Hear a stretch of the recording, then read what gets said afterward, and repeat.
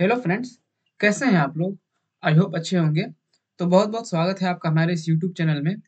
आज की वीडियो में मैं आपके लिए फिर से एक नया सी लैंग्वेज का प्रोग्राम लेके आ गया हूँ, जिसमें कि आप लोग देख सकते हैं, एक एरे बनाया हुआ है ए नाम से। वो इंट डेटा टाइप है और उसके पहले स्टैटिक कीवर्ड लगा है, जिसमें वैल्यू है 2, 3, 4, 5, 6। फिर इसके बाद एक आई नाम का वेरिएबल बना है। इस आई वेरिएबल को यूज़ करते हुए एक लूप एग्जीक्यूट हो रहा है, जिसमें कि आई बराबर 5 से आई ग्रेटर देन 0, ठीक? मतलब 5, 4, 3, 2, 1 इतना बार लूप चलेगा, ठीक?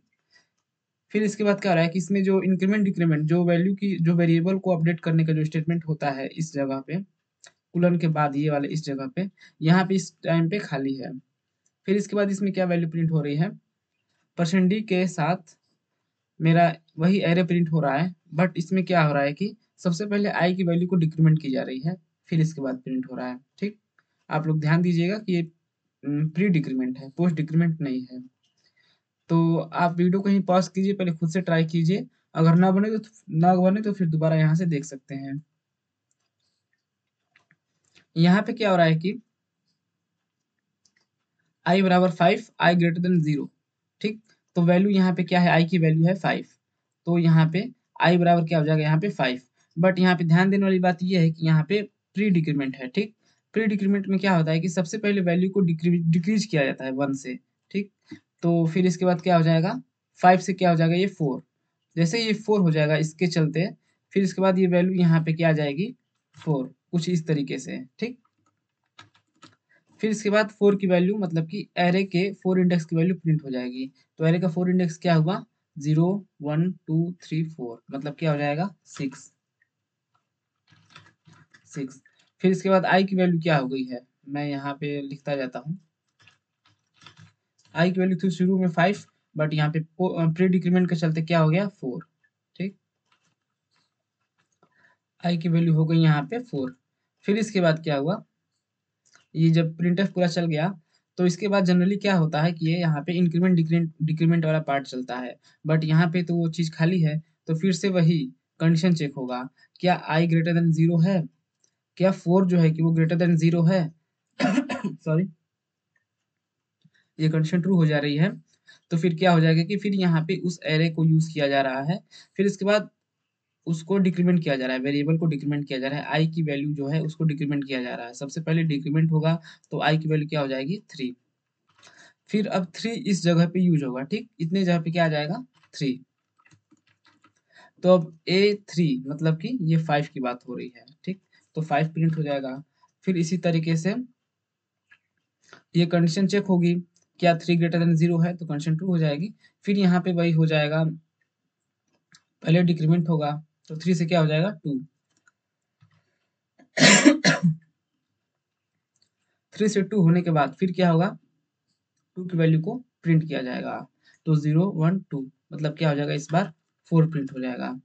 फिर इसके बाद ये कंडीशन चेक होगी, क्या 2 ग्रेटर देन 0 है, तो कंडीशन ट्रू हो जाएगी यहाँ पे इस टाइम पे भी। फिर इसके बाद क्या हो जाएगा, यहाँ पे कंडीशन ट्रू होने के बाद ये 2 जो है कि यहाँ पे आएगा, बट 2 सबसे पहले डिक्रीमेंट होगा। डिक्रीमेंट होने के चलते क्या हो जाएगा 1, तो 0, 1 मतलब क्या हो जाएगा यहाँ पे 3 प्रिंट हो जाएगा, ठीक?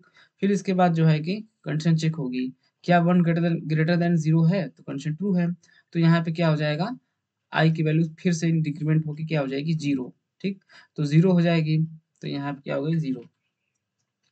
0 होने के बाद फिर यहाँ पे इस A0 इंडेक्स को एक्सेस किया जाएगा, मतलब 0 इंडेक्स को एक्सेस किया जाएगा, तो क्या हो जाएगा यहाँ पे 2। फिर इसके बाद जो है कि ये क्या हो जाएगा, 0 के बाद फिर ये कंडीशन चेक होगी, क्या ये कंडीशन ट्रू है, 0 ग्रेटर देन 0 का ये कंडीशन फॉल्स है, ठीक? क्योंकि 0 इक्वल टू 0 होता है, ठीक? तो ये कंडीशन फॉल्स होने के चलते ये लूप पूरा टर्मिनेट हो जाएगा और मेरे पास आउटपुट में क्या आएगा 6, 5, 4, 3, 2, ठीक? तो मैं इसको एक बार रन करके आपको दिखा देता हूँ। यहाँ पे आप लोग देख सकते हैं 6, 5, 4, 3, 2। तो बहुत ही सिंपल सा प्रोग्राम था ये, बहुत ही छोटा सा भी था। तो यहाँ पे मैं आपको ये बताना चाहता हूँ कि ज़रूरी नहीं कि मैं यहाँ पे आई प्लस प्लस या फिर आई माइनस माइनस ही लिखूँ, तभी वेरिएबल की वैल्यू जो है कि वो अपडेट होगी। मैं यहाँ से भी अपडेट कर सकता हूँ, ठीक? यहाँ पे मैं खाली रख के कंट्रोल वैसे यहाँ जाएगा, बट यहाँ पे क्या होगा कि कुछ नहीं होगा, यहाँ पे कुछ भी इंस्ट्रक्शन लिखा नहीं है, तो कुछ नहीं होगा यहाँ पे। कंट्रोल यहाँ पे जाएगा बट ठीक। फिर इसके बाद क्या हो जाएगा कि यहाँ पे वैल्यू जो वेरिएबल है वो यहाँ पे तो अपडेट हो नहीं रहा है, जो अपडेट हो रहा है यहाँ पे हो रहा है, ठीक। तो इसके चलते जो है कि अपडेट तो कहीं हो ही रहा है ना, तो इसलिए प्रोग्राम का फ्लो बिल्कुल ठीक रहेगा, कोई दिक्कत नहीं होगी, कोई भी एरर नहीं आएगी। पूरा जो मेरा एरे है वो उल्टे साइड से ट्रेवर्स हो जाएगा, राइट टू लेफ्ट, ठीक। और यहाँ पे एक और ध्यान देने वाली बात यह है कि ये प्री डिक्रीमेंट है।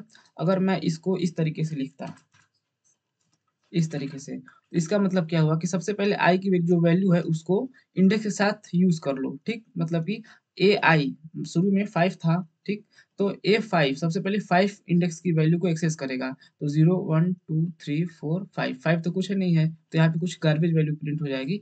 बट इसलिए मैं यहाँ पे क्या कर रहा हूँ कि इसलिए मैं यहाँ पे प्री डिक्रीमेंट लगा रहा हूँ, ताकि सबसे पहले डिक्रीमेंट हो जाए, फिर इसके बाद उस इंडेक्स को यूज किया जाए, उस आई की वैल्यू को यूज किया जाए, ठीक। तो यही डिफरेंस होता है प्री डिक्रीमेंट और पोस्ट डिक्रीमेंट में, ठीक। तो इसलिए यहाँ पे प्री डिक्रीमेंट लगाना जरूरी है।